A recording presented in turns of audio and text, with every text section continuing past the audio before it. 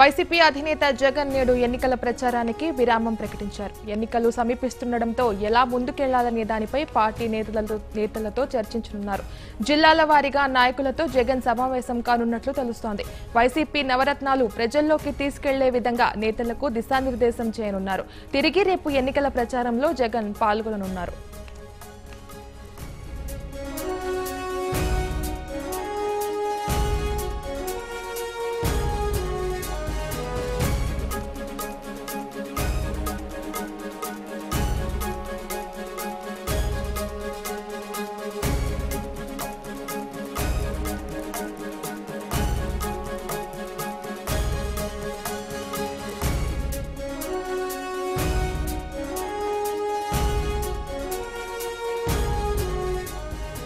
YCP అధినేత జగన్ ఎన్నికల ప్రచారానికి విరామం ప్రకటించారు. ఎన్నికలు సమీపిస్తుండటంతో ఎలా ముందుకెళ్లాలనే దానిపై పార్టీ నేతలతో చర్చించనున్నారు. జిల్లాల వారీగా నాయకులతో జగన్ సమావేశం కానున్నట్లు తెలుస్తోంది. వైసీపీ నవరత్నాలు ప్రజల్లోకి తీసుకెళ్లే విధంగా నేతలకు దిశానిర్దేశం చేయనున్నారు. తిరిగి రేపు ఎన్నికల ప్రచారంలో జగన్ పాల్గొననున్నారు.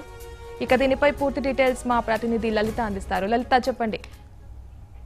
వైఎస్ఆర్ కాంగ్రెస్ పార్టీ అధ్యక్షుడు, రాష్ట్ర ప్రతిపక్ష నాయకుడు వైఎస్ జగన్మోహన్ రెడ్డి ఎన్నికల ప్రచారానికి ఈ రోజు విరామం ప్రకటించారు. అయితే ఎన్నికల వ్యూహంపై ఆయన ఈ రోజు పార్టీ నాయకులతో సమావేశం చర్చించాలి అనుకుంటున్నారు. అయితే మార్చి 16వ తారీఖు నుండి ఇప్పటి వరకు కూడా ఆయన 14 రోజుల పాటు రోజుకు 3 జిల్లాలలో 4 నియోజకవర్గాల్లో ప్రచారానికి వారం రోజులు మాత్రమే ఉండడంతో వైఎస్ఆర్ కాంగ్రెస్ పార్టీ ఎక్కడ బలహీనంగా ఉందో అక్కడ ప్రచారం నిర్వహించాలి అని చెప్పి కూడా పార్టీ ముఖ్య నేతలతోనూ ఇంకా జిల్లాల వారీగా సమీక్షలు నిర్వహించాలి అని అనుకుంటున్నారు.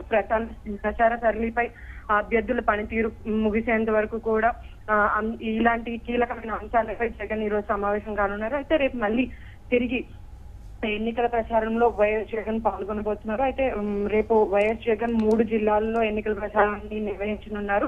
అయితే ఉదయం 9 గంటలకి గుంటూరు జిల్లా సత్తెనపల్లిలోని, 11:30కి గురజాల, ఇంకా మధ్యాహ్నం 1 గంటన్నరకి ప్రకాశం జిల్లా ఒంగోలులోను, ఇంకా 3:30కి కృష్ణా జిల్లా మైలవరంలోను ఎన్నికల ప్రచారాన్ని తిరిగి మళ్ళీ ఎన్నికల ప్రచారాన్ని సభల్లో వైఎస్ జగన్మోహన్ పాల్గొనబోతున్నట్టు సమాచారం. Raghavi. Right, thank you Lalitha.